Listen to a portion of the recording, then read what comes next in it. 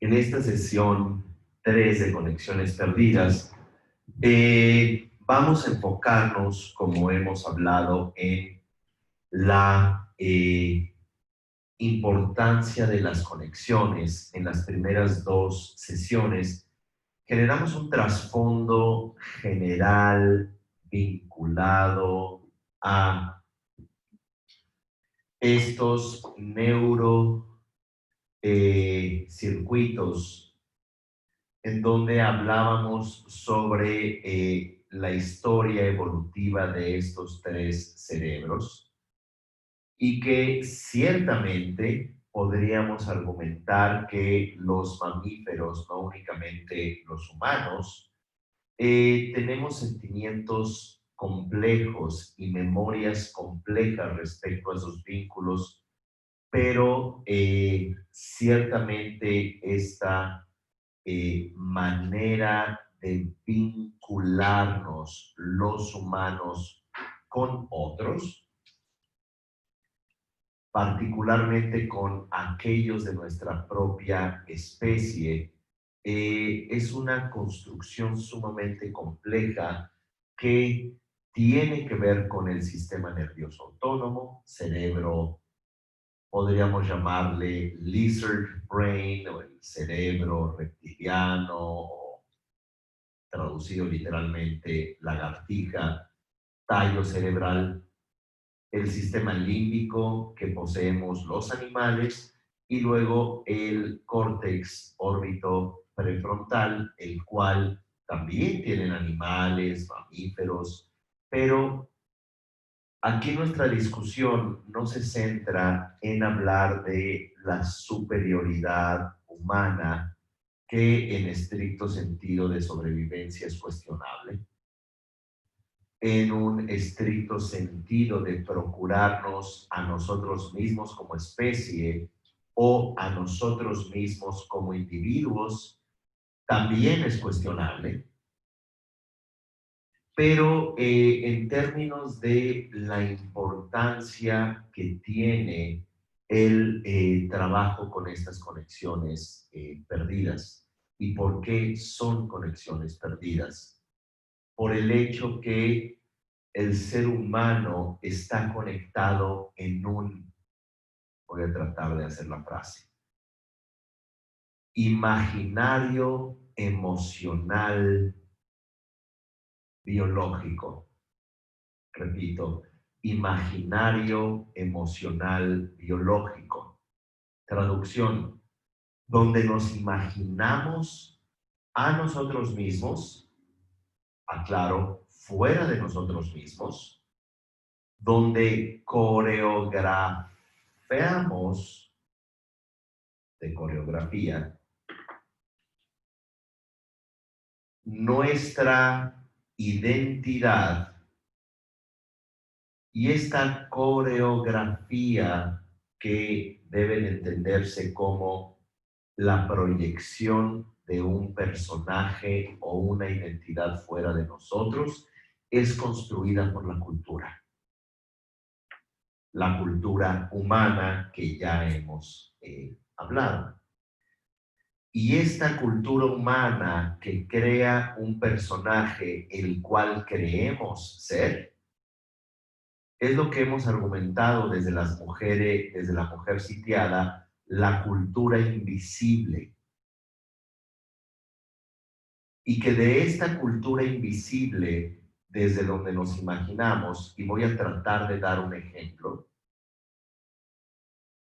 en una discusión reciente en donde hablaban mujeres, de pronto en una conversación familiar, un varón, un hombre le dijo a una persona soltera con un hijo, uy no, tú eres una persona no viable. Bueno, ¿qué significa esto? Digo, y eso se llama violencia pasiva. Y por supuesto todo lo que pudiéramos argumentar en la mujer sitiada, que no vamos ahora a profundizar. Por supuesto que el comentario es lamentable, Pero el punto aquí, en el ejemplo, es la cultura invisible. Es ese personaje que tú eres ahora y ese personaje que es resultado de las vicisitudes o experiencias de tu vida. Es decir, tener un hijo, de pronto no estar en wedlock, ¿verdad? En el cerrojo del matrimonio. Te hace una persona que culturalmente, la cultura invisible te juzga. Bueno, quise poner este ejemplo un poco contundente y un poco cuestionable, duro, para que no olvidemos el hecho de cómo la cultura invisible te juzga, pero más importante que te juzgue, la cultura invisible te construye.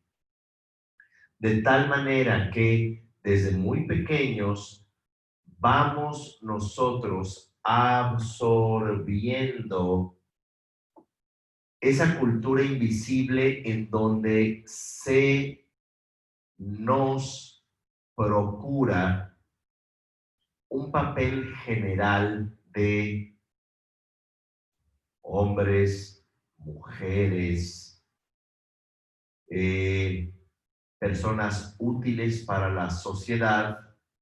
En el caso del varón, y voy a volver a poner el dedo en la herida, está el agricultor, está el soldado, está el comerciante y estaría el gobernante. ¿Y quién es la mujer?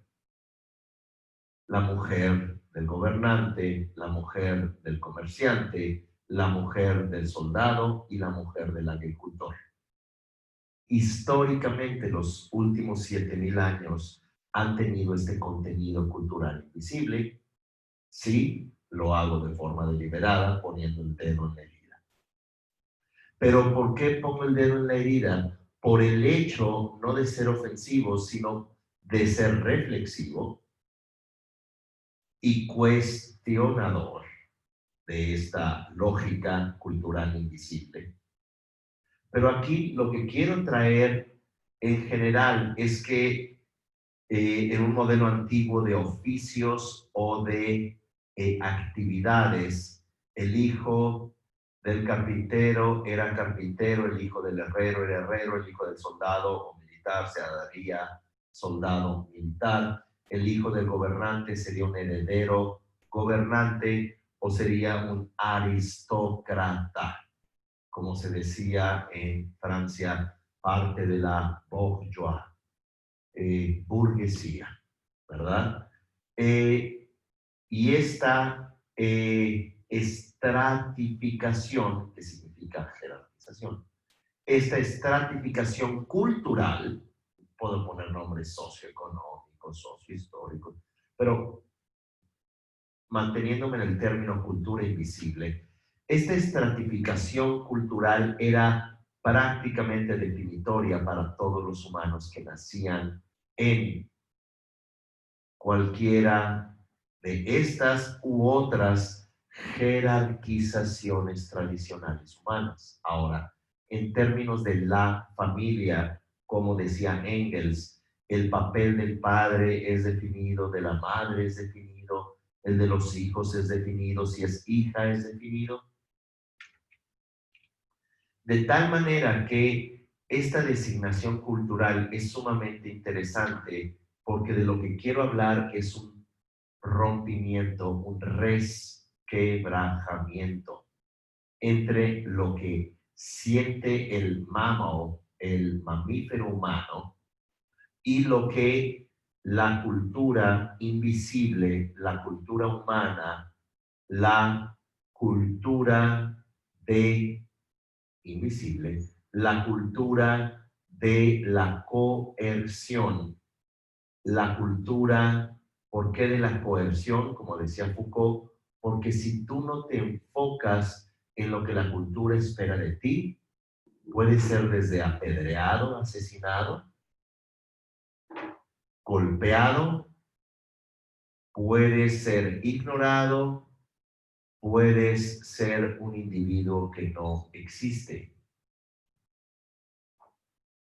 Y voy a irme a un ejemplo también de estos extremos, ¿verdad? Porque es lunes en la noche y por qué no hacer sentir mal a la gente.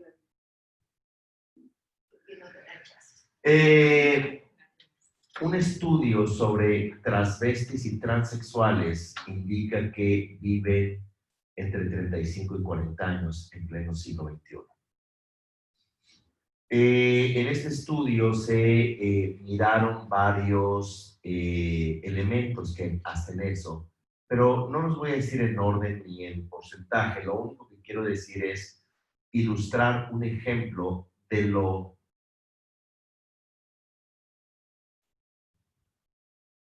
implacable que es la cultura invisible.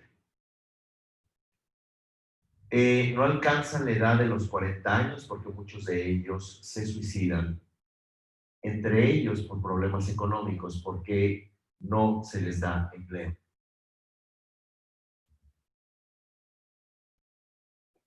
Otro elemento importante es porque el empleo que muchos de ellos llevan a cabo es el de la prostitución.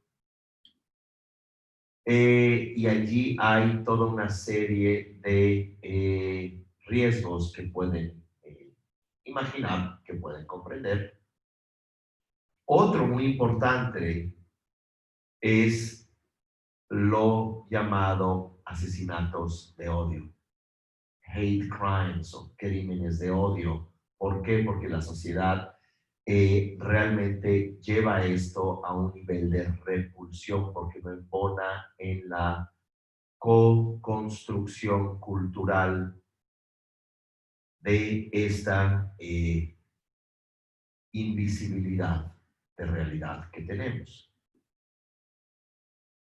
¿Por qué traer este ejemplo? Porque desafortunadamente ocurre en la comunidad trans, pero esta es la historia de la mujer y es la historia de el paria.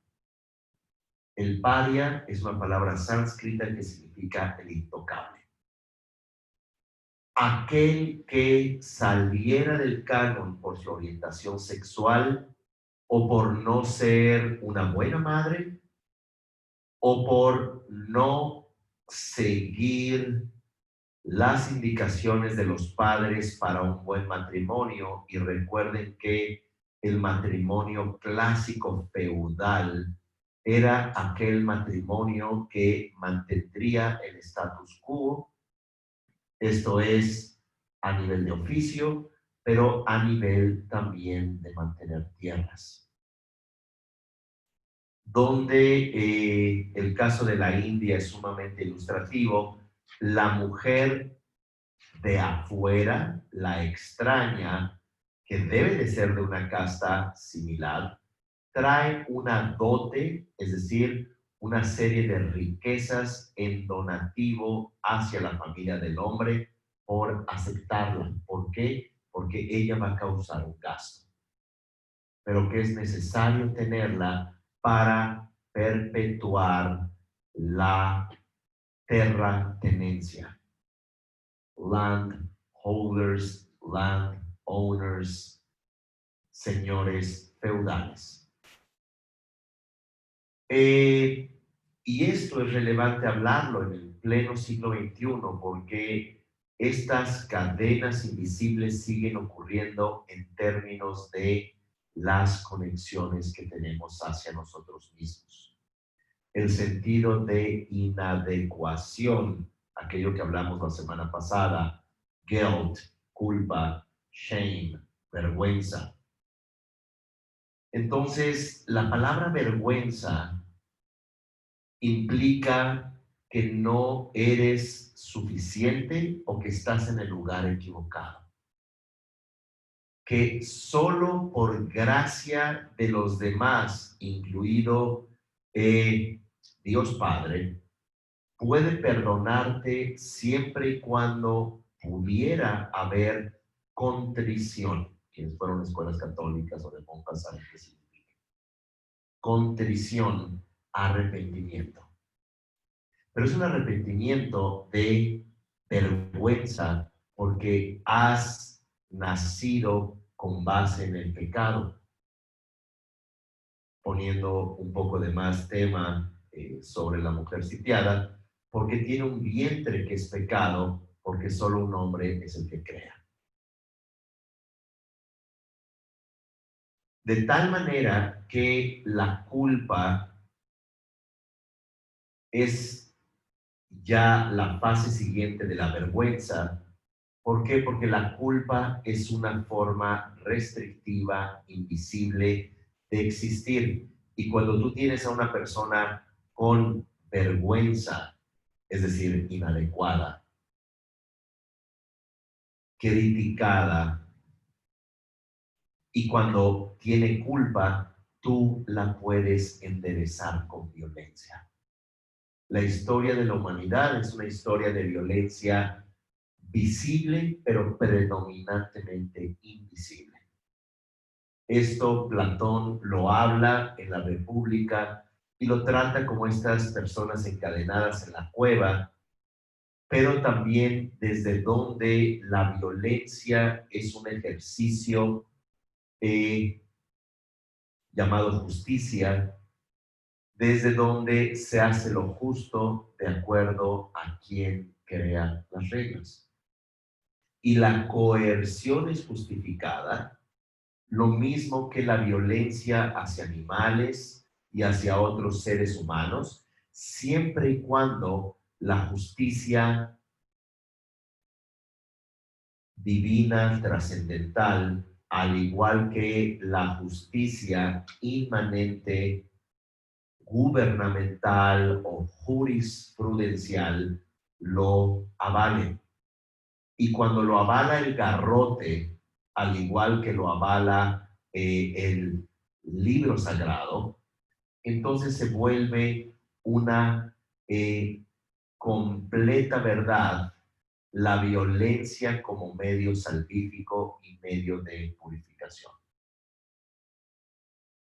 Esto claramente nos lleva a un proceso histórico, sociológico, cultural, desde donde incluso en la historia podemos hablar de muchas teorías, la historia macro, la historia micro, la historia de los vencedores, la historia de los vencidos. Y un caso sumamente interesante es aquel de la cristianización de en general no Meso nada más, sino incluso los Andes de las Américas. Las Américas desde Alaska hasta la Patagonia. Y es muy interesante porque hay una vergüenza de ser indígena. ¿Por qué? Porque todavía en Canadá, como exhibe Gabor Maté, una enorme cantidad de adictos al fentanilo, al igual que a la heroína, son indígenas, que se les llama gente de la primera nación, de una manera eufemista, pero son relegados, criticados, observados con desdén cultural, con la coacción cultural, con la justicia divina,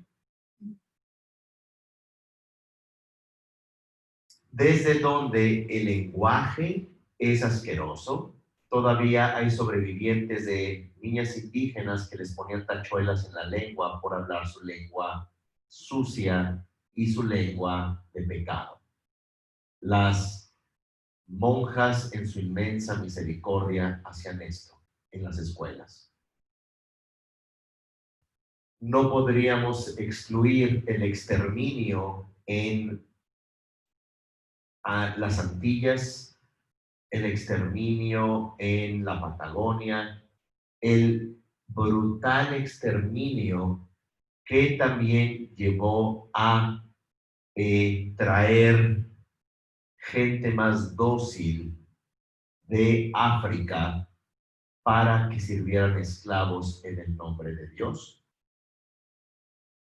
Y algo muy interesante es el destierro y el maltrato, porque les rompe sus conexiones. Creas una nueva cultura para ellos a partir de la coacción. Y vuélvase a leer Jurisprudencia, donde todos los humanos nacemos iguales, la Carta Magna. Y, por supuesto, la condonación de la Iglesia, que no olvidemos, Pío XII sancionaba en reuniones con Hitler el exterminio judío en Europa. Y que también, no olvidemos, los reyes católicos de España, una vez que se descubrió, entre comillas, las Américas, permitieron el destierro de la comunidad judía de España y Portugal, los llamados hoy en día separaditas, sefardíes, etc. Todo esto, no en términos de buscar un culpable, ciertamente en la historia hay tanto trauma y tanto dolor, que todo esto abona en las conexiones perdidas, pero desde un punto de vista cultural invisible, que es en donde me estoy enfocando. Y dije, el área representativa, emocional y biológica, o la coreografía, la emocionalidad y la biología que esto conlleva. Y al decir esto, nos lleva como especie humana a reconfigurar nuestra biología a partir de la cultura. Los trastornos que vemos biológicos hoy en día, como la esclerosis múltiple disparándose en la mujer desde el final de la Segunda Guerra Mundial, como el Alzheimer, como un violento afloramiento también de Parkinson, trastornos nerviosos o ataques de nervios, como una ola masiva de depresión, de ansiedad con la que vivimos, que disculpen, todo esto te lleva a enfermedades autoinmunes,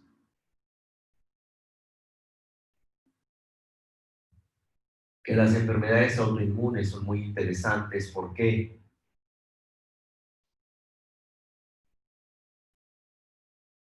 Porque el sistema nervioso autónomo, por ser autónomo, también tiene la habilidad no nada más de mantener el sistema, el cuerpo vivo, pero también actuar en un sistema de defensa que podemos llamar en general el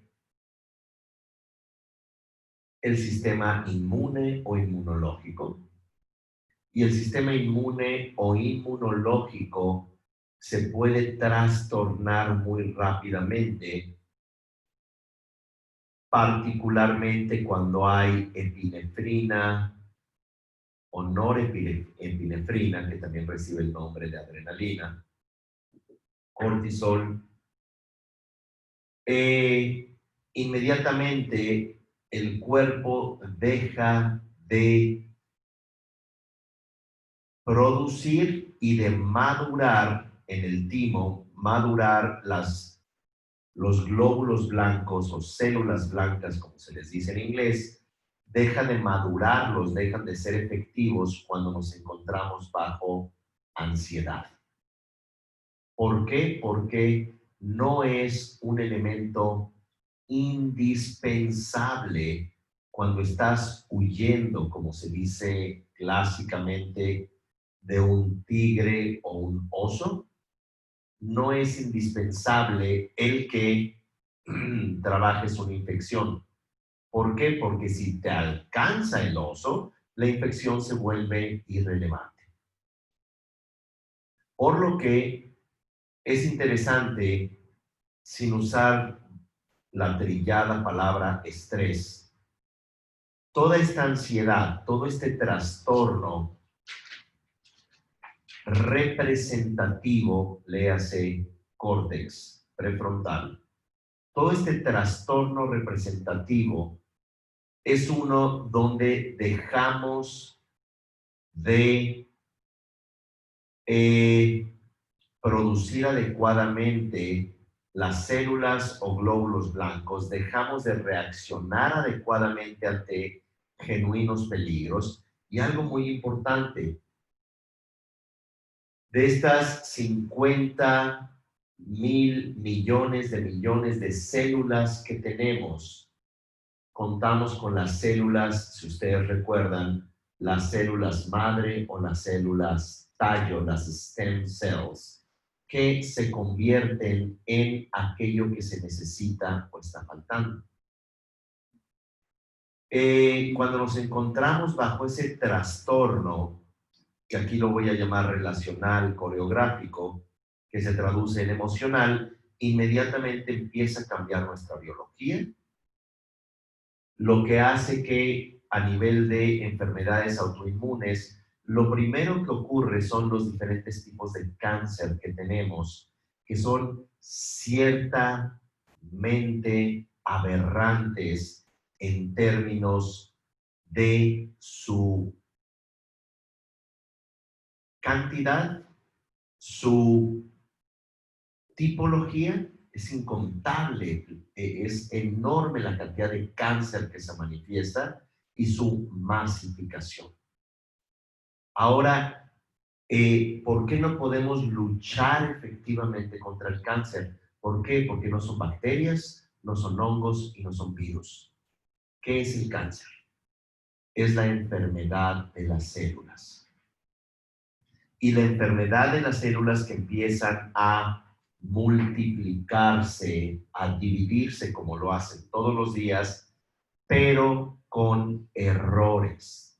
Errores de proteína, que son errores que vienen de la genética, ¿verdad? Y estas proteínas mal copiadas empiezan a multiplicarse, y las buenas células y la reacción en el cuerpo en general es de cercarlas, se vuelven fibromas, tumores, o simplemente si se extiende demasiado rápido llega a las linfas, o puede ser de huesos, o puede ser de sangre. Aquí lo que quiero apuntar es que diariamente nosotros producimos cáncer, porque son miles, son millones de células. Es lo que se llama en español billones. No los billones en inglés, que son miles de millones. Aquí son millones de células que diariamente se están multiplicando y que diariamente producimos cáncer, pero aquí hay un problema.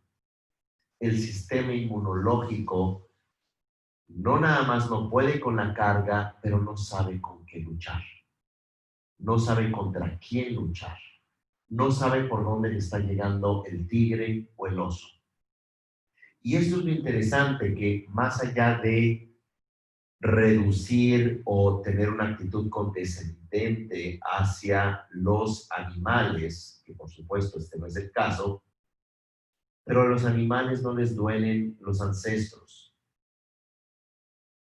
Pueden haber recuerdos y obviamente todos piensan, pero es que mi perro y mi gato, bueno, tu perro y tu gato no están en un entorno normal, para empezar, ¿verdad? Y número dos, hemos transformado incluso la genética, y no me refiero a Monsanto únicamente, la genética del trigo, como dice Harari, desde hace miles de años. Nosotros hemos elegido los granos adecuados y sembrado los más grandes. El trigo ha viajado con nosotros, o el maíz, los diferentes, la soya, el mijo, los diferentes granos de sustento. Hemos cambiado también los ecosistemas. Leía recientemente que se encontró una trampa de mamuts recientemente en México, no sé si era en Tula o en qué zona. ¿Perdón? Al norte. La salida de Pachuca. Salida de Pachuca, sí era por Hidalgo.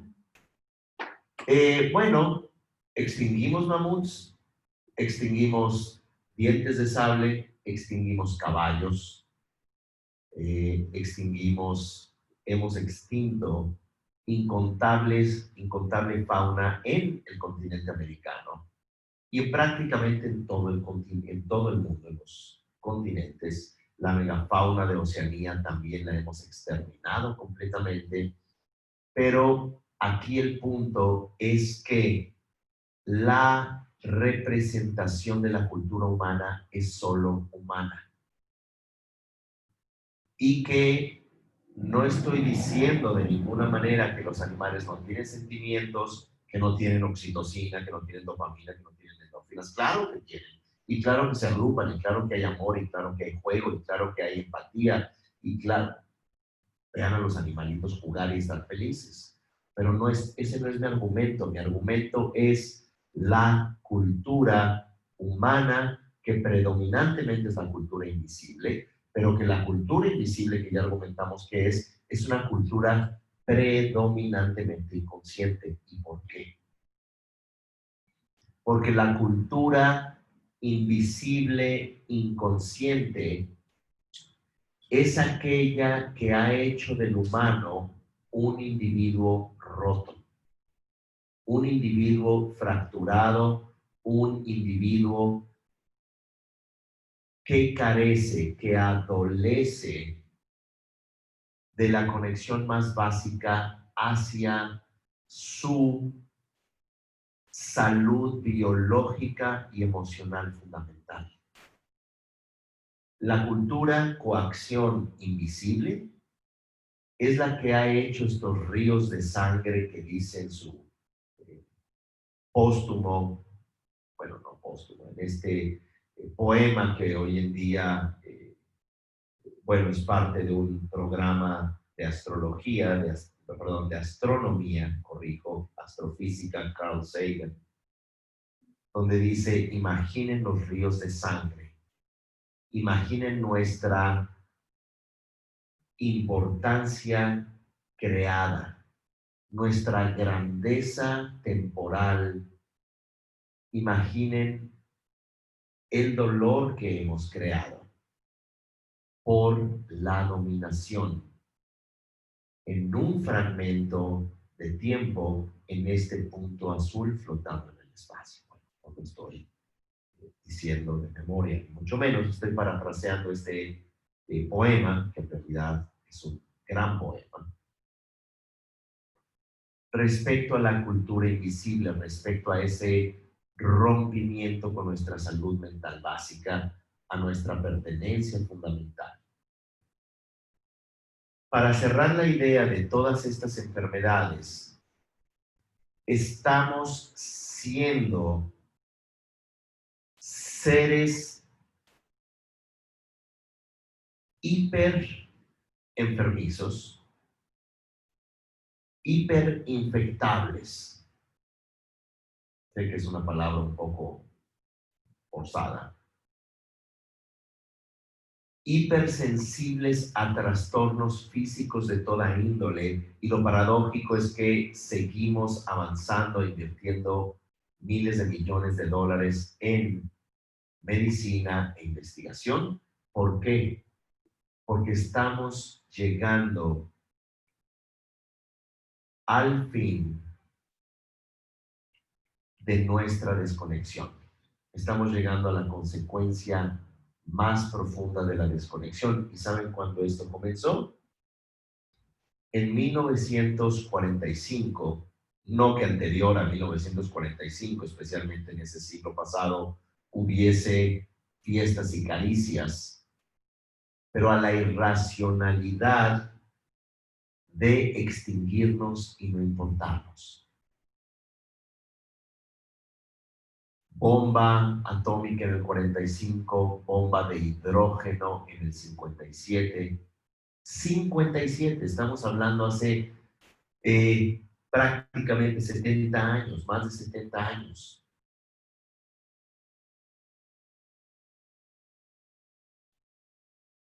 E imaginen que ya con llegar a la bomba de hidrógeno, ya pudiéramos decir, basta, pero seguimos gastando en armas tan sofisticadas.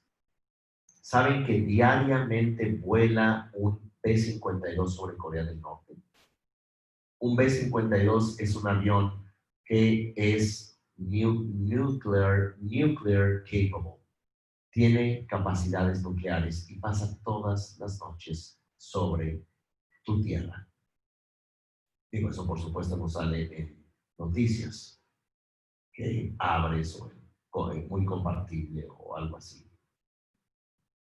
Y que aunado con todo eso, los humanos tratamos de desestabilizar los gobiernos de otros, tratamos de extraer sus recursos a precios de nada, someter a su gente. Y eso nos parece justo y nos parece justicia. ¿Por qué? Porque tenemos a Dios de nuestro lado. Tenemos la verdad de nuestro lado, es lo que significa Dios, la certeza.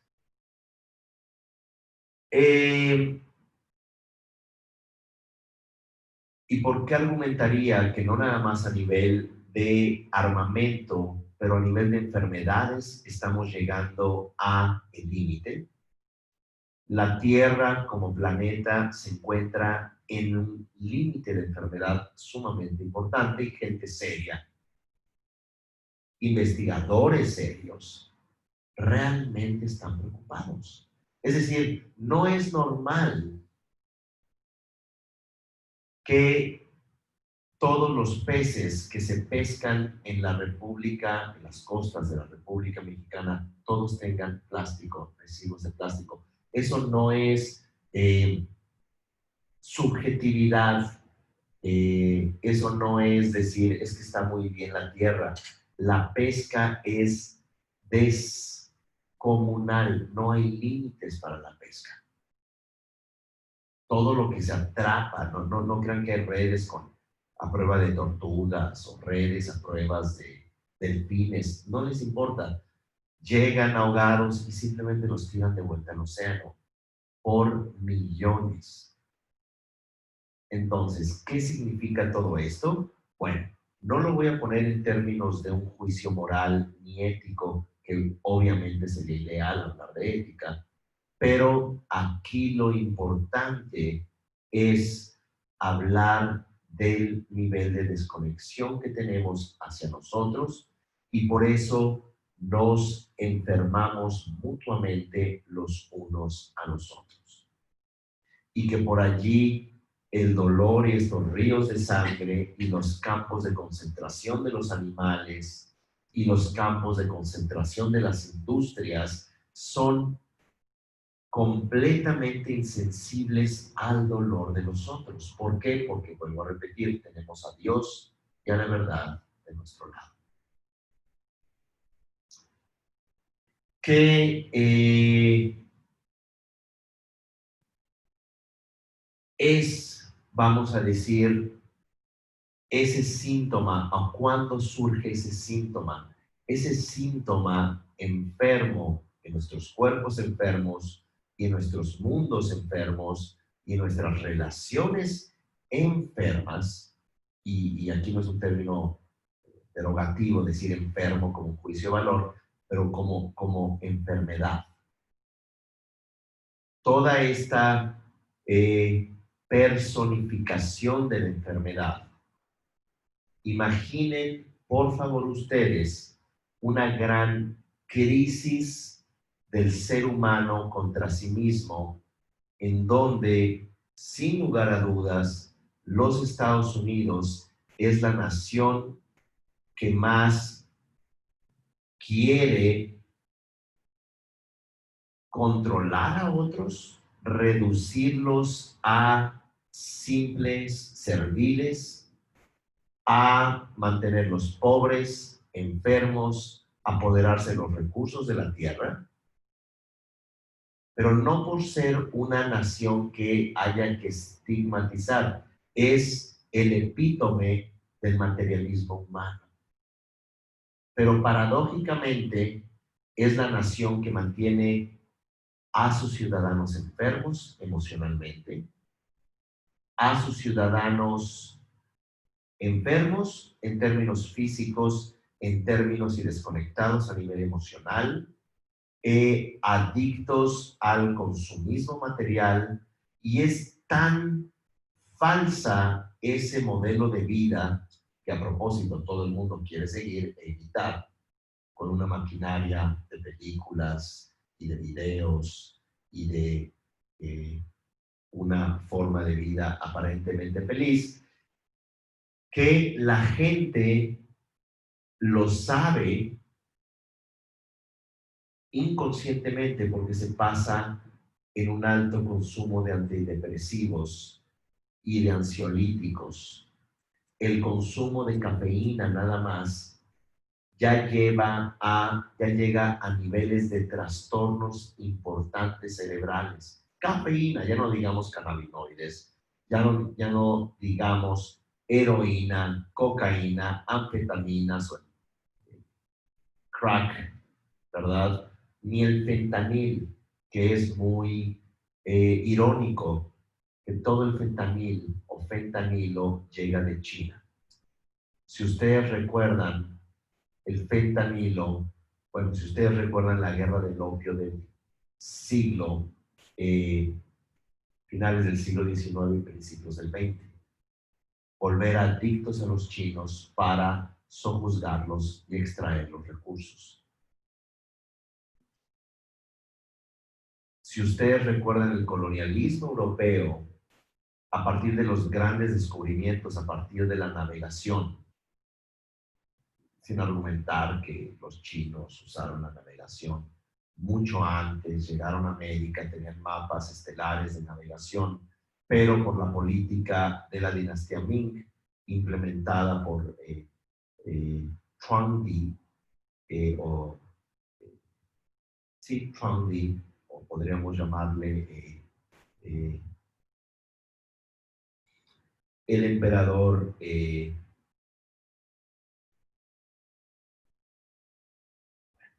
vamos a llamarle Chuang Di, ese era su nombre inicial. Restringió los barcos, pero con esa gran expansión del descubrimiento de América y la navegación para llegar a las Filipinas y todo este descubrimiento de la Tierra como algo redondo, llevó a las órdenes religiosas, católicas principalmente, y a los soldados a crear una coerción para quitarles todos los bienes a todas las personas y convertirlas, como dice Eduardo Galeano, llegaron con sus Biblias y nosotros teníamos nuestras tierras. Cuando cerramos los ojos, nosotros teníamos sus Biblias y ustedes tenían nuestras tierras. Entonces, esa cuestión en términos de la externalización del bienestar, en términos del dolor de no pertenecer, en términos de la cultura invisible, que de una manera muy general lo menciona Claudio Naranjo, los últimos 7,000 años de la especie humana han sido los más críticos en términos de violencia. Ahora, no hay ningún historiador serio que no tenga duda que el siglo XX, el siglo pasado, fue el más violento de la historia de la humanidad. ¿Qué esperan para el XXI? Ahora, ya el siglo XIX fue el más violento con respecto al anterior. Y el siglo XVII, bueno, muertes de millones, nada más en Europa, por la guerra de los 30 años, y así nos vamos. la externalización no es meramente un fenómeno extraño. La externalización vino a partir de, como mencionamos ya en sesiones pasadas, los cambios tecnológicos humanos generaron cambios culturales y cambios biológicos. Estos cambios tecnológicos fue el más importante de estos últimos 7,000 años, fue la habilidad de procurarnos alimento, no que no hubiera antes, pero ya era cultivable. Podrías tener granjas de granos y granjas de animales. ¿Qué quiero decir con granjas? Lugares de cultivo, lugares de reproducción de animales. ¿Y en qué se traduce eso? En multiplicación de población. Aunado con eso, aumentó la tecnología a partir de la domesticación de los metales. Ya no era un accidente tener algo afilado como una piedra afilada. Ya podías hacer lanzas, ya podías mantener y cocinar más alimentos sin que se echaran a perder. Antes solo abarcaba un pequeño espacio de una fogata, ahora hacías calderos. Ahora eso también te llevaba a la arcilla, te llevaba a preservar alimentos, a generar y domesticar también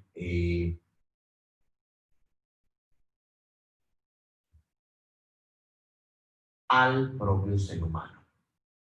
Y fue propiamente el nacimiento de la esclavitud. La esclavitud era hacerse de otros humanos para el servicio de la ciudad-estado. Los esclavos nacieron a partir de las grandes ciudades-estado, Sumeria y Acadia, donde los prisioneros no tenías que matarlos, los tenías que quebrar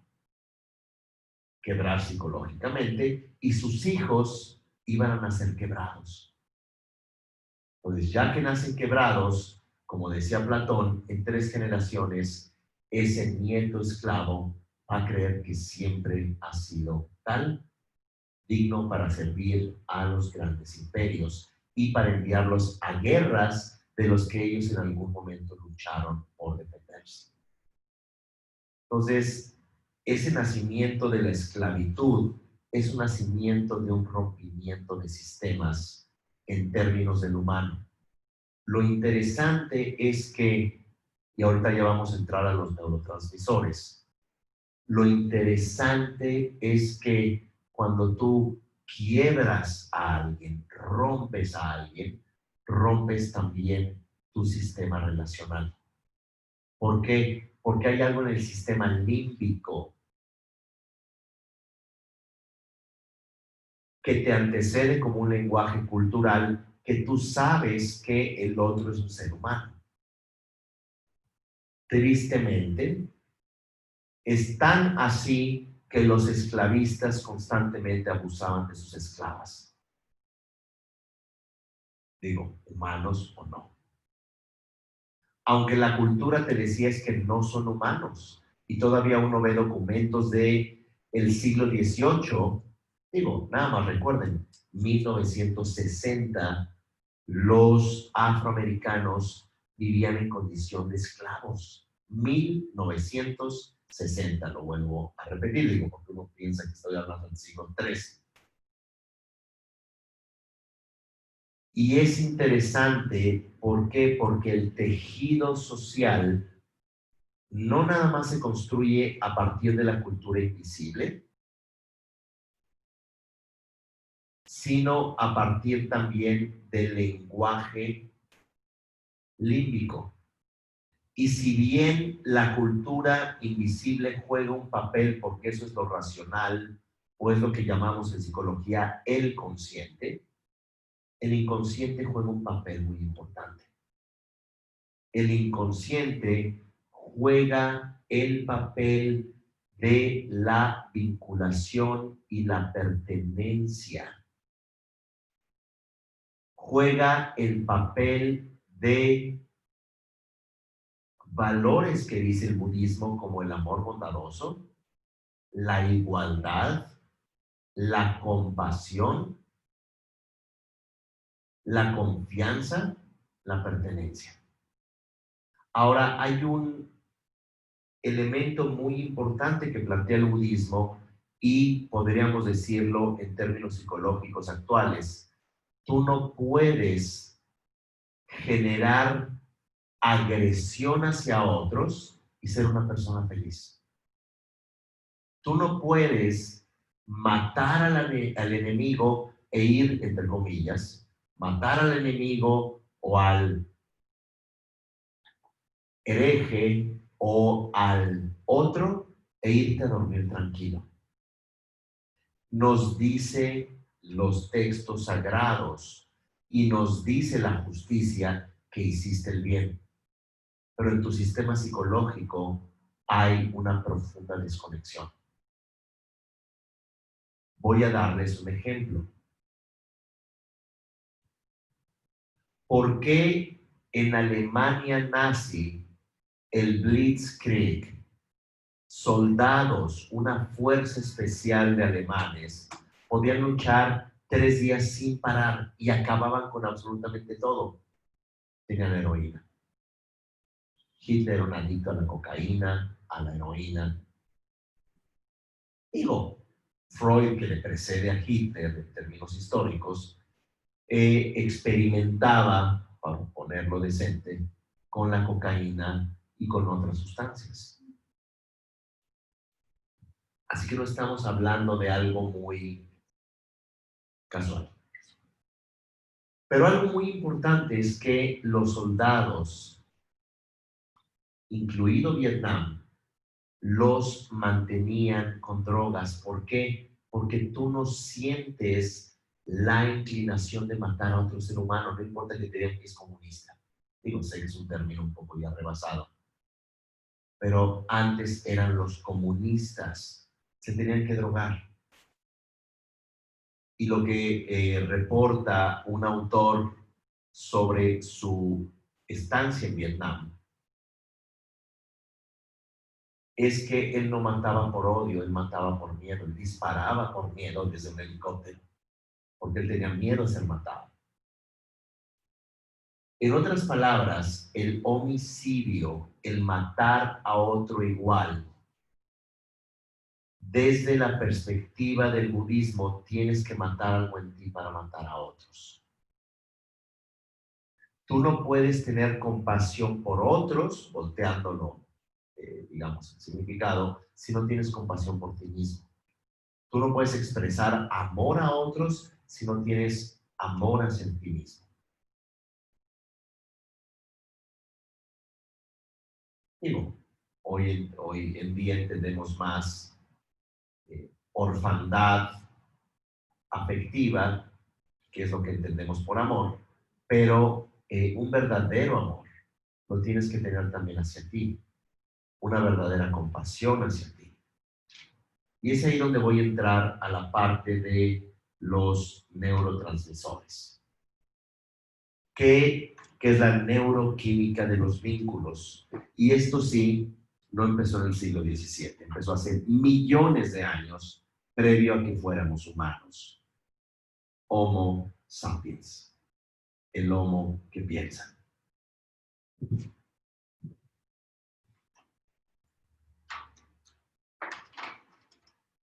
Así que como hemos dicho, dopamina,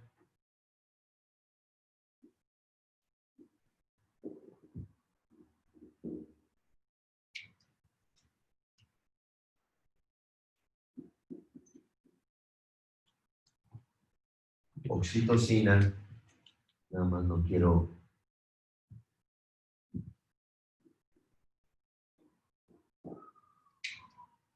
Vamos a poner otro color. Serotonina.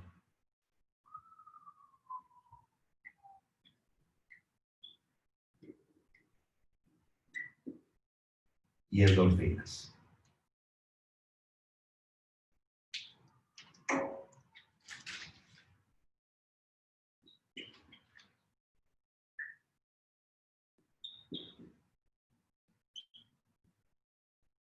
Endorfina.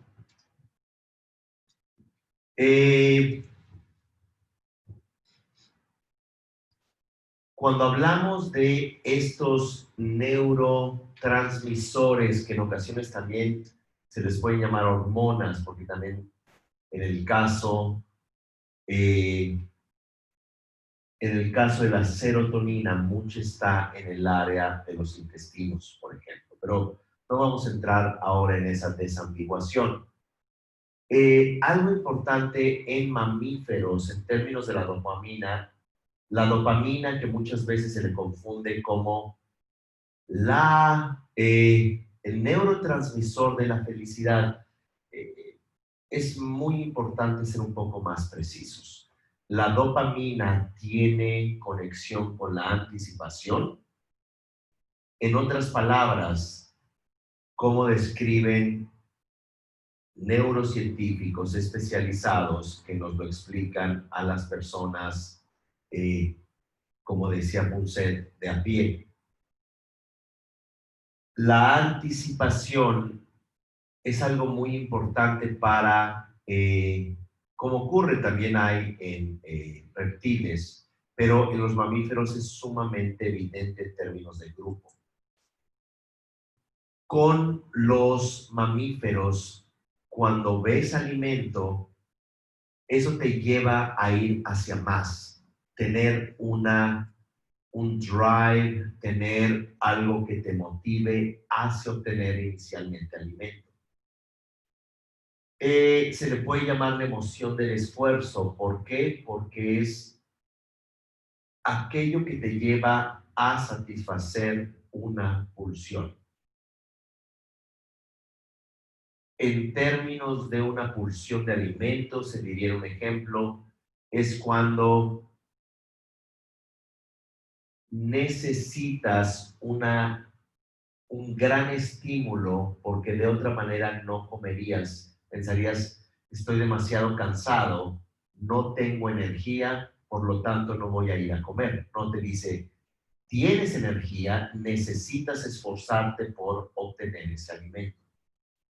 Ahora, en el caso humano, en términos de la cultura invisible, la dopamina también funciona en términos neuroafectivos.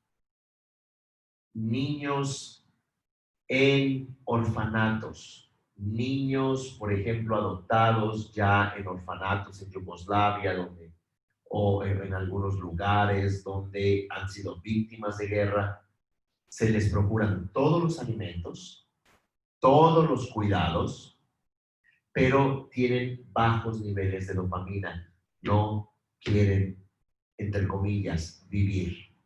No se quieren esforzar a nada. Les dan pastillas que estimulan los disparos de dopamina. ¿Por qué? Porque no nos podemos concentrar. Y un gravísimo 35% del estudio que se hizo en orfanatos de Yugoslavia son niños con autismo, Asperger, autismo. ¿Qué es el autismo? Cerrarte al mundo. No me interesa, no tengo interés en saber qué hay en el mundo. Son niños que están cerrados.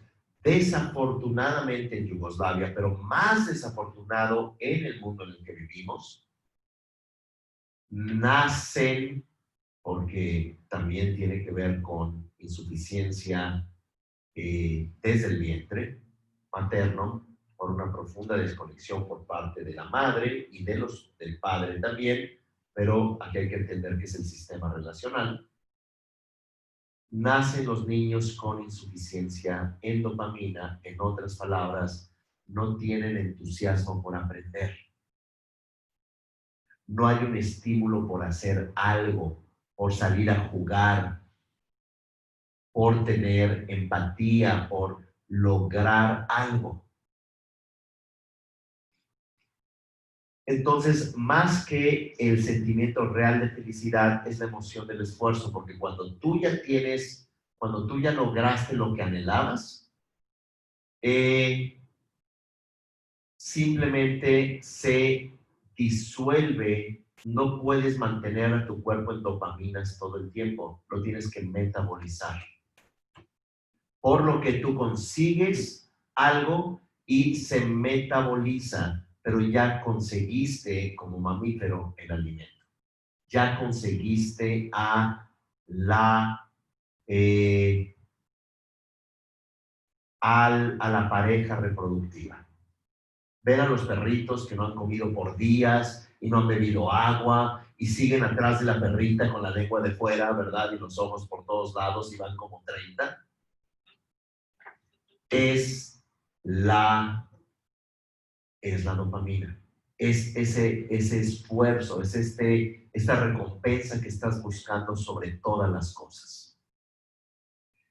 El tema de una insuficiencia de dopamina, que no nada más es comer chocolates o irte a hacer ejercicio, no es poner una lista de metas, es básicamente sentirte un ser vivo. Y como lo hemos hablado en términos de la crianza, los niños nacen con insuficiencia de dopamina, no pueden concentrarse. ¿Por qué? Porque sienten que no vale la pena esforzarse para vivir. Tienen una profunda desconexión y esto nos lleva también al segundo neurotransmisor llamado oxitocina, que es el neuroquímico que nos ha permitido convertirnos en seres sociales. Ahora, lo interesante es que cuando se estudian animales, ¿qué es lo que mantiene a los mamíferos en manada? La oxitocina. Allá más lejos hay pasto para pastar, pero tú no te alejas de la manada, prefieres estar de esta manera. ¿Por qué? Porque es una adaptación evolutiva, porque como manada nos mantenemos más seguros y podemos nosotros reproducirnos más, ser una red de seguridad, una red de empatía y nos podemos defender mejor de los depredadores. La oxitocina, en términos de agrupación, es lo que nos crea como mamíferos, no como humanos todavía, como mamíferos, la identidad en el grupo. Y esto es algo muy importante en términos de alcanzar nuestra salud mental. ¿Por qué? Porque, como hemos dicho, de acuerdo a este estudio en la Universidad de Notre Dame, en Estados Unidos, la sociedad que mantiene mejor salud mental es una sociedad paleolítica, se llama cazadora-recolectora. Todavía hay en el Amazonas este tipo de tribus, todavía hay en África este tipo de tribus y en otras regiones, pero ciertamente se están socavando, justamente por todo lo dicho anteriormente, esta identidad que es creada por la oxitocina. Esto es lo que nos hace sentirnos todos para uno y uno para todos. Y a nivel de salud mental es sumamente importante.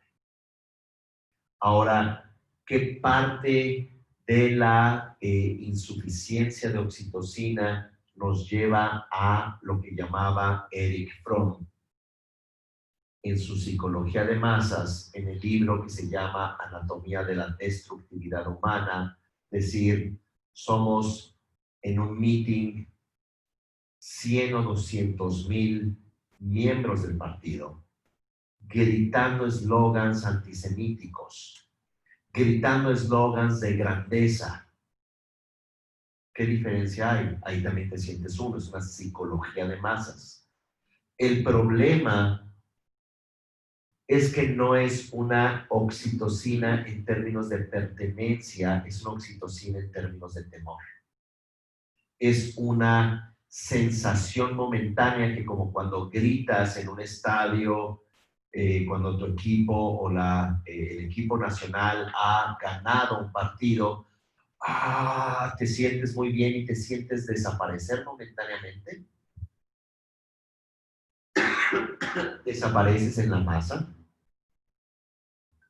Y eso es sumamente reparador para un ser humano que se encuentra ansioso, deprimido, sin esfuerzo, con un gran dolor, y vamos a ir al dolor ahora que entremos a endorfina, de estar aislado, pero en esa masa momentáneamente produces oxitocina gritando. Ahora, lo interesante de la psicología de masas es que te llevan a conductas de mamífero, como cuando las hienas atacan a un animal herido o solo, donde te lleva justamente a actos de violencia en grupo. Ahora, la violencia en sí misma no es mala, hablando como mamífero. La violencia es lo que ha mantenido esta respuesta eh, mamífera, esta respuesta eh, límbica, es positiva para mantener y proteger a las crías, para proteger a la manada, para reproducirse, pero en este sentido es cuando perdemos identidad de una manera negativa. Eso lo vamos a hablar en otro contexto. También se le llama la oxitocina el neurotransmisor del amor, pero volvemos al mismo punto, todos para uno y uno para todos, o uno para ti, es decir, para el ser o los seres amados, y los seres amados para uno. ¿Por qué? Porque el amor crea identidad. Tan crea identidad que es la manera como los mamíferos humanos recibimos identidad límbica, no la identidad cultural todavía. Desde el vientre materno nos sentimos bienvenidos. Es la oxitocina, por eso la madre tiene enormes cantidades de oxitocina para criar, para alumbrar al bebé.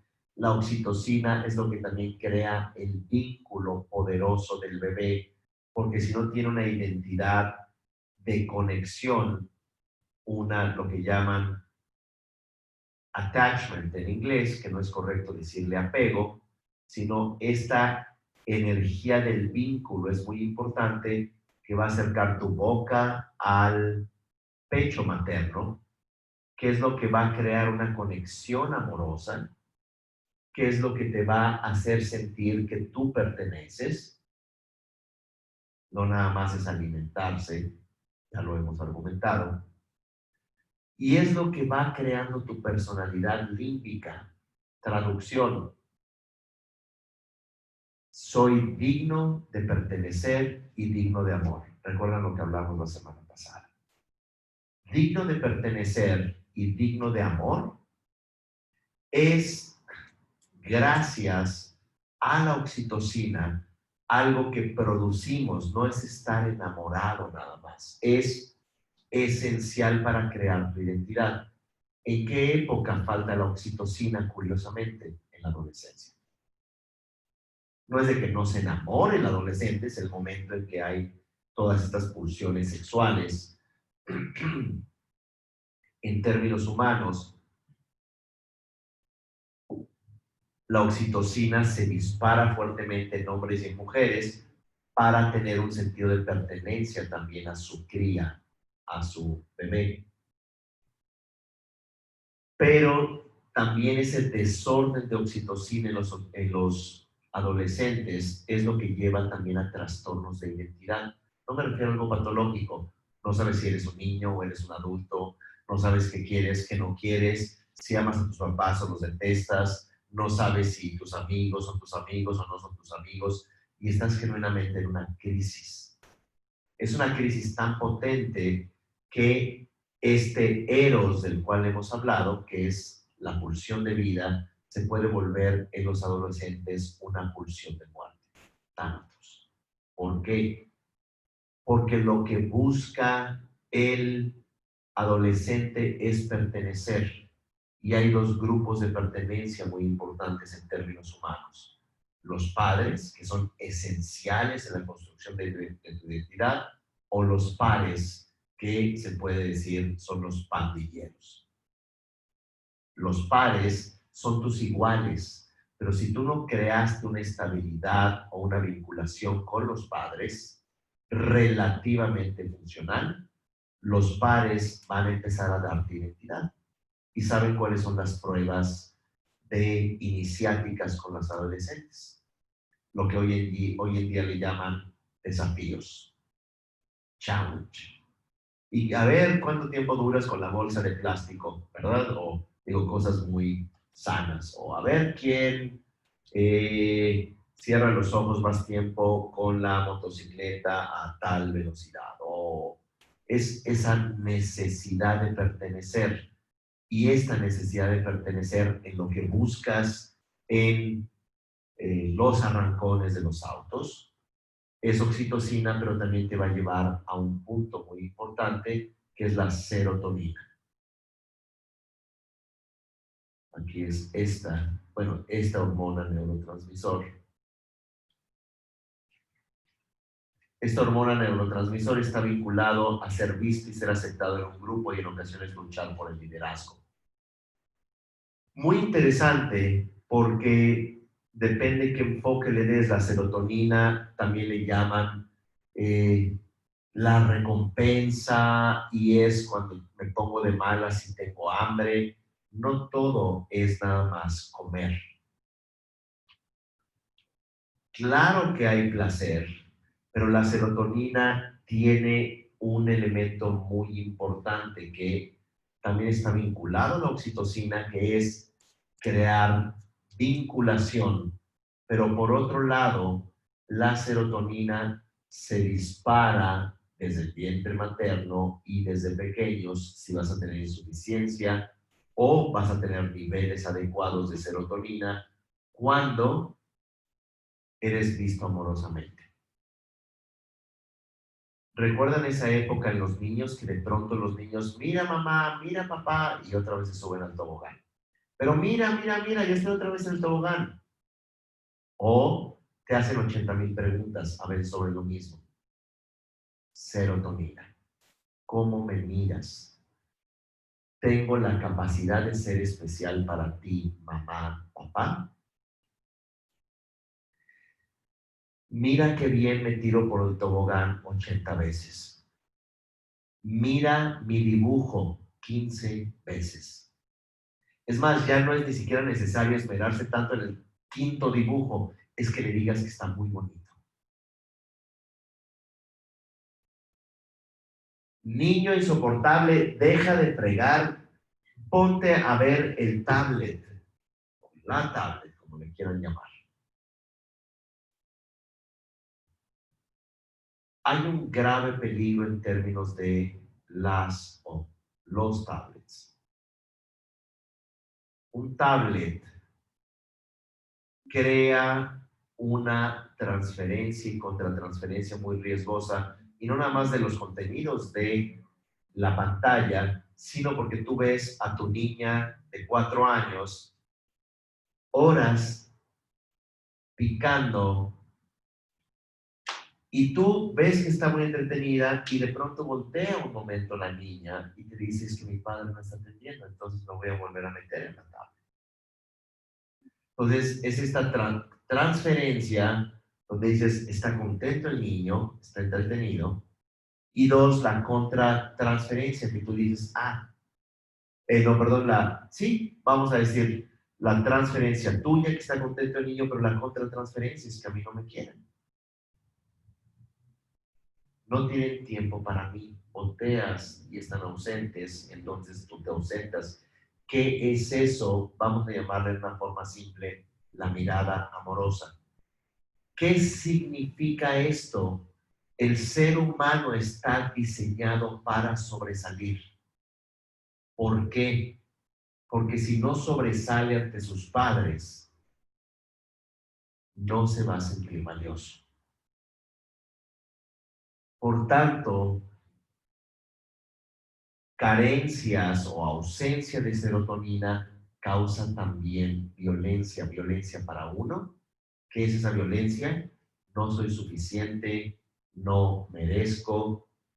Es el síndrome del esclavo, es el síndrome del broken human, del humano roto, del humano fracturado.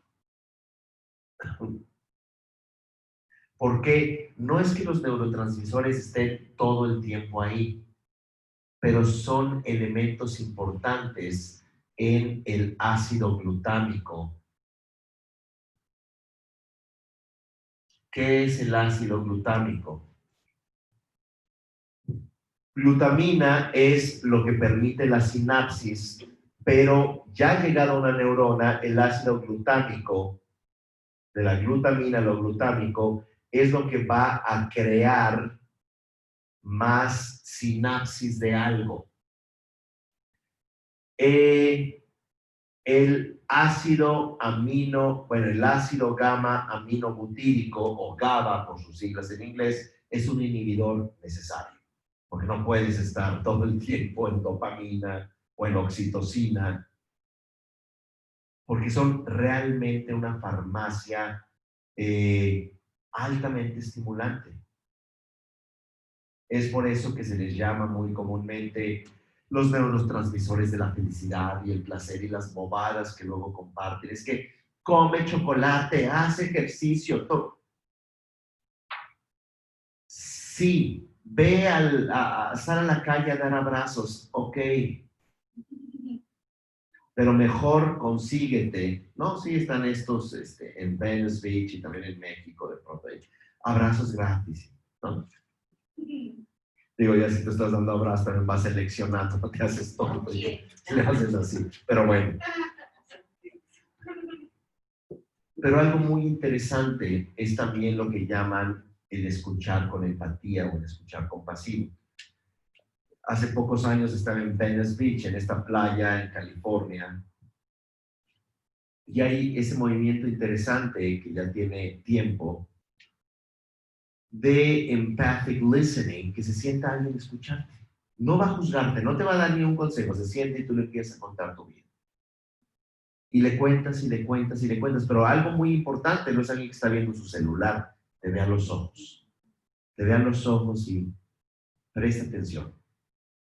Genera, no en voz, pero sí en emotividad, que estés bien, que estés contento. Eso es increíble y está comprobado, extraordinariamente sanador. Porque ya cuando tú ves al otro, lo estás afirmando. Mira, mamá, estoy acá. Mira el tobogán, mira mi dibujo. Ya cállate, ya vi el maldito dibujo, dibujas horrible, ya ponte a hacer algo. ¿No ves que estoy trabajando?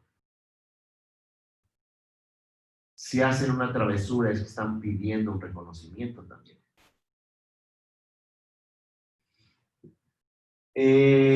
Bueno.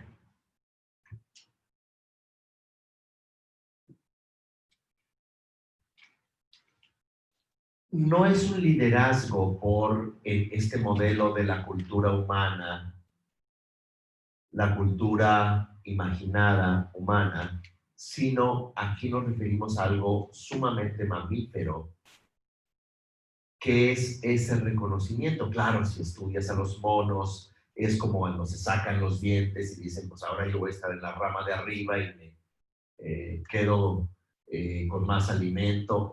Es decir, funciona a nivel de mamíferos o en este caso monos, nuestros primos, de esa manera. Pero en términos de reconocimiento es muy importante. Y finalmente, endorfinas, que endomorfinas es el término para entenderlo. Endo, locales, autóctonas, endógenas. Morfinas son muy importantes para enmascarar el dolor o la incomodidad, lo que explica la asociación con la respuesta a lucha o huida. Y esto es interesante, ¿por qué?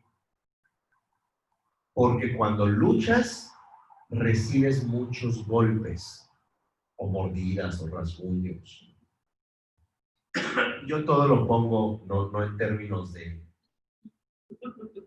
su última negociación de vacaciones con alguien, sino me refiero, yo me imagino prehistórico, como, o sea, no estoy diciendo con quién se queda el perro, ¿no?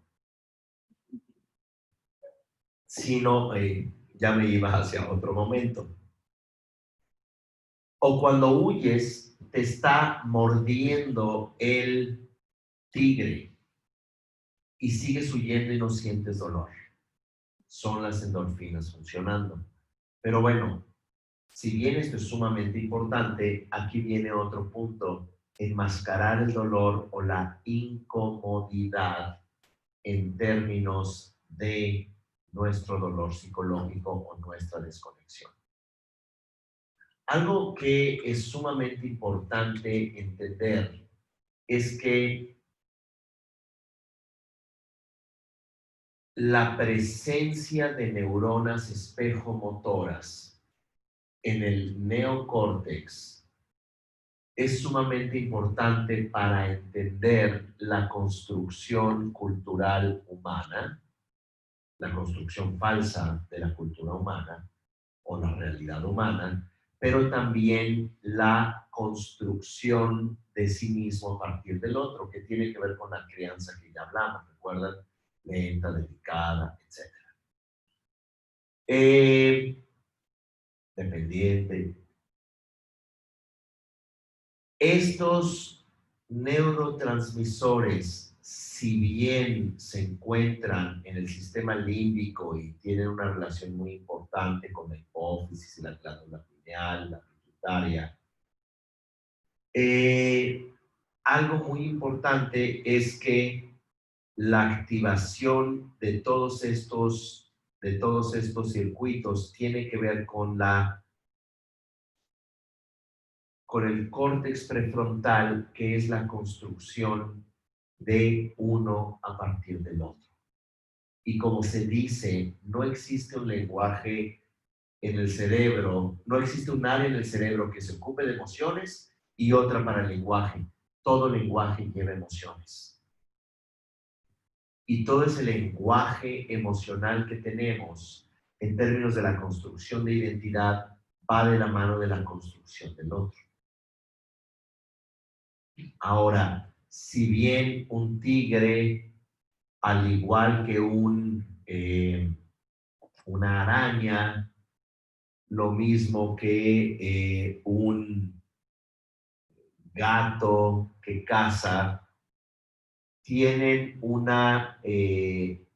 instintos y tienen también epinefrina y cortisol y endorfinas también para atacar. Y, por ejemplo, necesitamos dopaminas como depredadores para no cansarte y cansar a tu presa, ¿verdad? Es decir, de buscar una recompensa.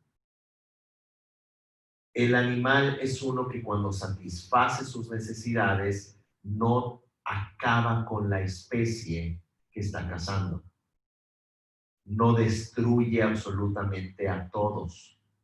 Solo en términos reproductivos, pues sí, por cuestiones de oxitocina y por cuestiones de olores, mata a las crías del adversario que acaba de vencer, pero bueno, no crea un genocidio, ¿verdad? De tigres blancos o de tigres amarillos o los de Bengala contra los siberianos o algo por el estilo.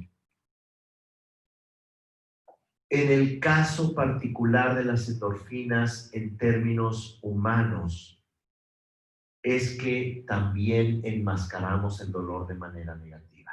Traducción, y lo vimos en codependencia, que nosotros enmascaramos también el dolor cultural. En otras palabras, nos duelen nuestros padres y no lo vemos. Nos duele nuestra pobrísima selección de vínculos humanos y lo escondemos. Dicho en términos psicológicos, Ahí estaba la persona que te estaba humillando, lastimando y desacreditando desde el comienzo. Ahí estaba, ya lo sufrías, pero había otros elementos de qué, de búsqueda, ¿de qué? De lo conocido. ¿Y en dónde está eso? En endorfinas inconscientes. En otras palabras, tú enmascaras el dolor de tus padres, tu madre o tu padre, para volverlo a repetir más adelante. ¿Recuerdan el ejemplo que les di de esta niña que a los 10 años dice el padre a la madre: eres la causa de toda mi depresión, no te soporto, nunca te quise, nunca te amé, me largo porque te aborrezco? Más o menos así eran las palabras. Se fue el padre, la niña a la semana, bueno, obviamente no pasó la semana, ya había ocurrido antes, ya presentan a la amante o novia o lo que fuere, y la niña de 10 años crece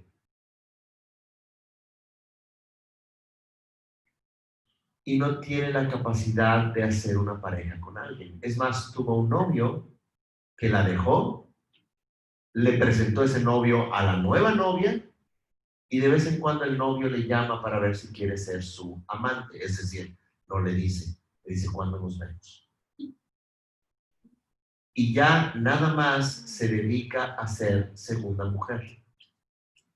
¿Qué te dice eso en términos de endorfinas? Y por supuesto es algo mucho más complejo, tiene que ver el GABA, el aminoácido GABA, ¿verdad? Que es inhibidor de aspectos de placer y conexión contigo, pero como está desconectado tu sistema, tú te desconectas a ti mismo. ¿Por qué? Porque necesitas pertenecer, porque tu identidad está fuera, porque la construcción de ti viene de la construcción del otro, pero bueno. De tal manera que ella busca en convertirse en la segunda mujer para entender por qué su papá la dejó. Entonces, ella está tratando de encontrar el amor que le fue negado de manera natural al tratar de convertirse en una causa más poderosa que el amor que ella merecía de su padre. Entonces, aquí es donde hay más amor, entonces me convierto en esto. Obviamente esto es profundamente inconsciente.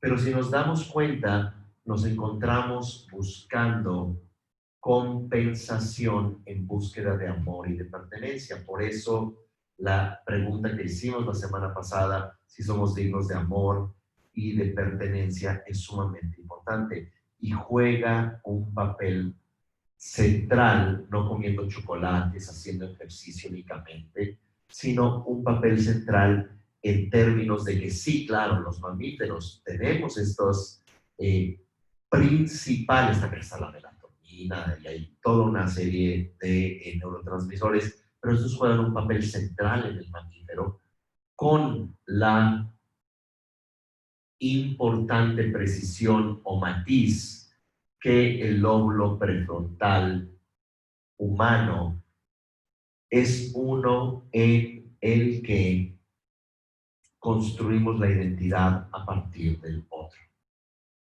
Y esto se vuelve medular, esto se vuelve central, porque si bien compartimos en el cerebro emocional, en el sistema límbico, todas estas emociones y los neurotransmisores se esparcen la señal creando nuevas conexiones, hay algo muy importante en el sistema límbico humano, que es el sistema límbico imaginario o las emociones imaginarias a partir del otro. Y esto es sumamente interesante porque hasta los 7 años tú absorbes el dolor no nada más de tus padres, pero de tus abuelos, pero de tus hermanos, pero del sistema, pero del entorno, pero entonces tú absorbes y como millones de microfibras de conexión, las integras en tu personalidad, y por eso me atrevería a decir que estoy de acuerdo con la teoría del trauma colectivo.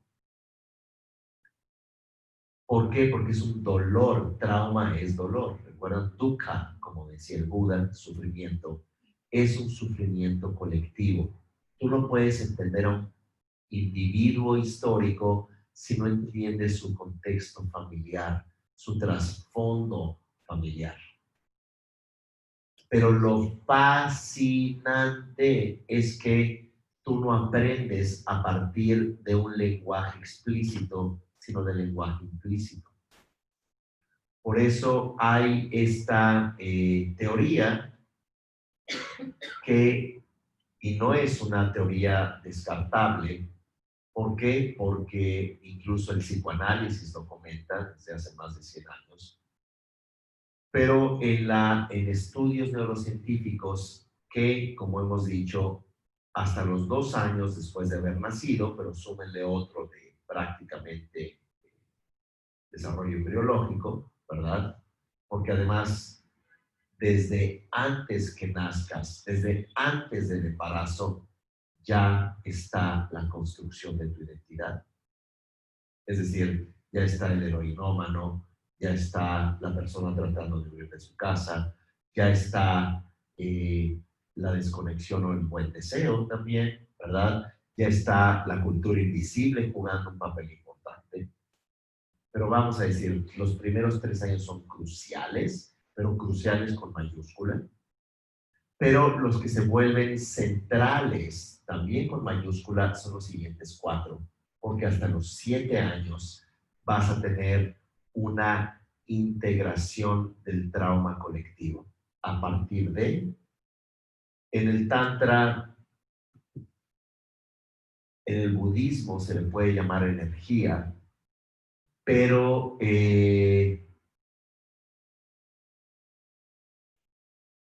la neurociencia se le llama memoria emocional. Es la memoria del sistema límbico, pero no lo pones en palabras. Por eso, claramente un niño puede estar completamente traumatizado con destellos esquizoides, paranoicos, entre otros, sin recordar exactamente qué le pasó en la infancia. Por eso, una estructura sólida los primeros 3 años, desde que planeas tener un hijo. Si no lo planeabas, desde ese momento tienes que cultivar mucho amor y tienes que hacer muchos pensamientos positivos, muchos pensamientos sanos. ¿Por qué? Porque el cerebro humano empieza a construirse a partir de el afecto que se ha evidenciado con estos importantes neurotransmisores, es cierto, pero es todo el sistema. Es lo que hablamos de el pericardio, el cerebro cardíaco o del corazón, el mesenterio, el cerebro estomacal o el stomach brain, que dice Dan Siegel, y por supuesto las conexiones sinápticas, como ya tratamos de evidenciar. ¿Por qué un heroinómano, de hecho, en el módulo de vulnerabilidad, ahora en mindfulness, nos detuvimos a ver un documental y una discusión del fentanilo o fentanil? ¿Por qué? Porque el fentanilo, al igual que la heroína, además de que te da un gran placer o lo que fuere, de manera muy interesante es una sustancia que exacerba la inhibición del dolor. Es un analgésico. Te quita el dolor. ¿Dolor de qué? Dolor de ser tú mismo. ¿Pero por qué te duele ser tú mismo? ¿Por qué? Porque tú absorbiste el dolor del sistema y lo hiciste propio. Conexiones perdidas se llama este seminario por el hecho que las conexiones perdidas del sistema.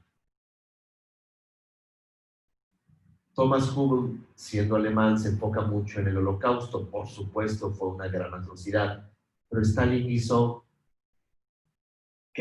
más muertes que el propio Holocausto. No que ninguna sea justificable, por favor. 35 millones de muertos Stalin a 25 de Hitler.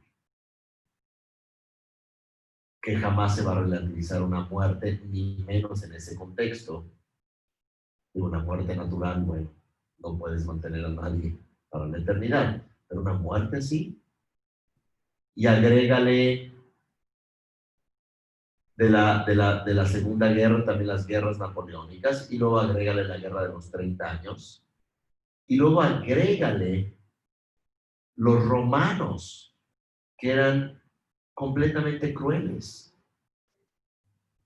Y luego avanza el cristianismo, que es la religión más cruel en la historia de la humanidad.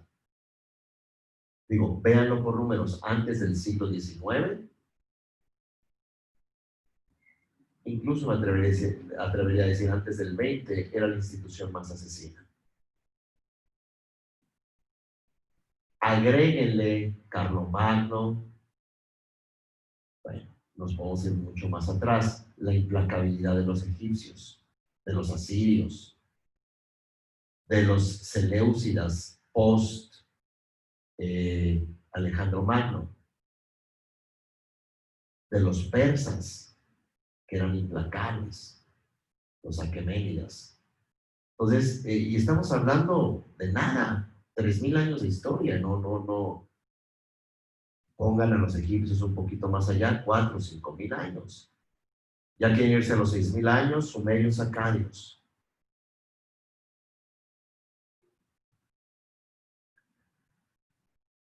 Los exterminios, todo eso es un sistema de conexión traumatizado que el humano, por sus características límbico-imaginarias, que ya somos seres imaginarios, es decir, imaginarios en identidad e imaginarios en pertenencia, a sentir a un niño bien, se va a sentir bien toda su vida. No me refiero al dolor natural, que es fracasar en la vida o en un momento en tu vida, o romper una relación, o que no era lo que esperabas. Ese es el sufrimiento general que decía el Buda, dukkha, todos tenemos.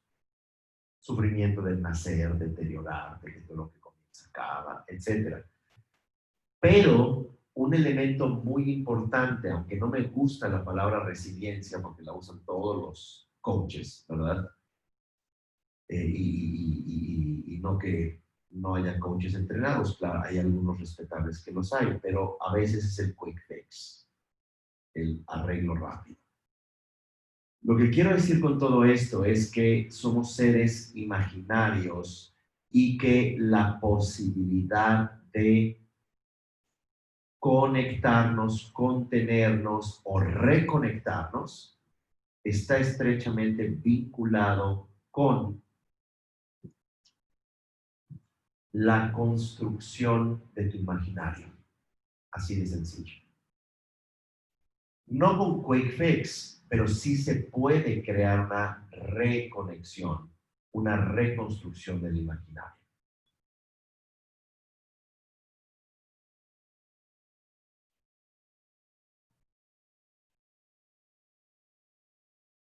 ¿Cómo se puede hacer esa reconexión?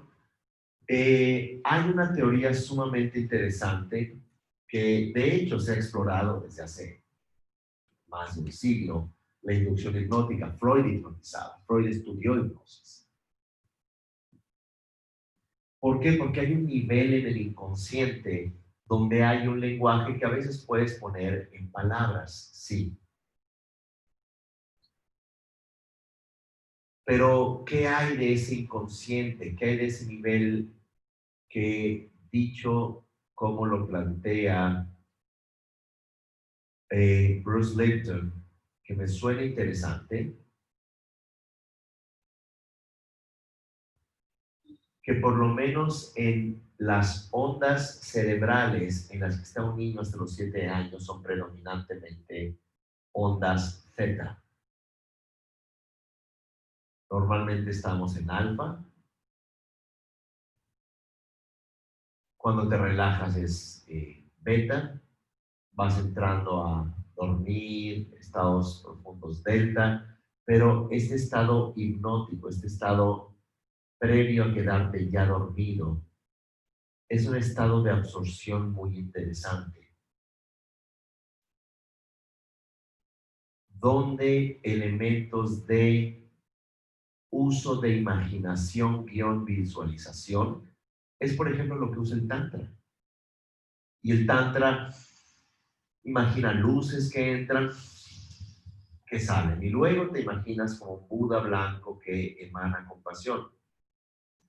Y luego te imaginas encima que estás conectado a todos los seres y con tu gran compasión y amor bondadoso, al tocar los rayos de luz que imaginas, se vuelven igual que tú, algo sumamente importante que vamos a trabajar la próxima clase, la igualdad. Se vuelven igual que tú y recitan el mantra contigo. Se liberan de ese sufrimiento.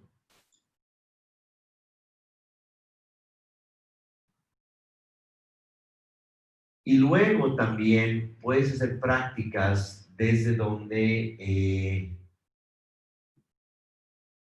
extiendes el amor bondadoso y la compasión hacia otros, tomando su sufrimiento, que no es otra cosa más que valorar al otro en tu imaginario, porque normalmente el imaginario es solicista centralizado. La posibilidad de una imaginación o una inducción en donde recuerdes algo de ti positivo y alargues la experiencia positiva. Como dice Gabor Maté, y eso es lo que le pasa tristemente a los adictos, que te claven un cuchillo real, a que imagines que te clavan un cuchillo, se activa la misma zona en el cerebro. El problema es que ese cuchillo, que a veces fueron palabras o a veces fueron abusos de muchas formas, ocurrió en momentos donde está deeply seated, arraigado profundamente en tu memoria emocional, por lo que te están clavando ese cuchillo o ese abuso una y otra vez y no sabes qué te está pasando, es lo peor, porque no lo recuerdas. Simplemente estás sintiendo un dolor constante.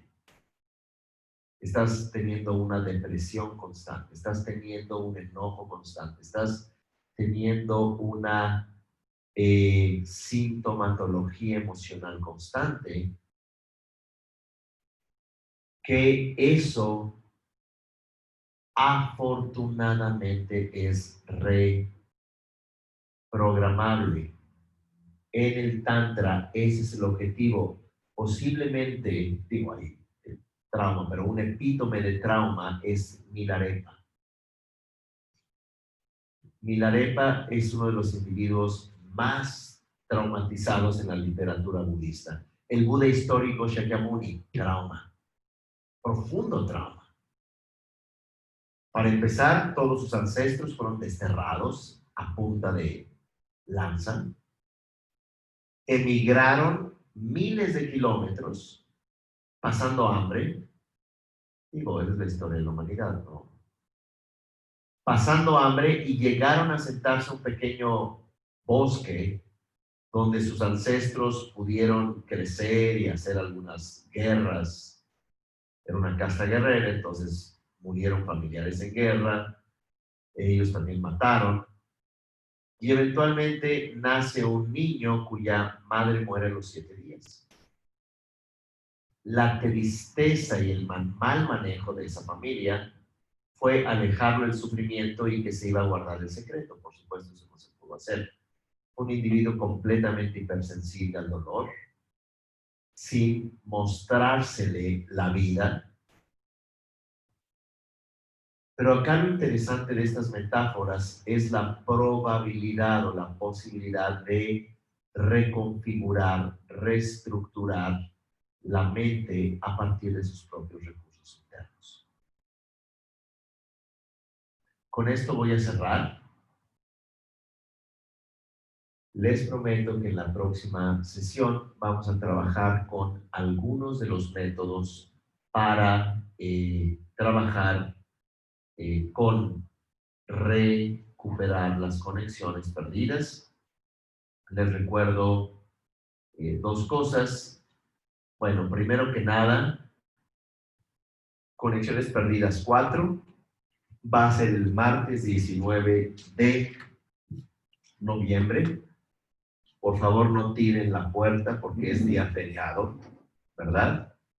Esa es, digamos, la primera reflexión.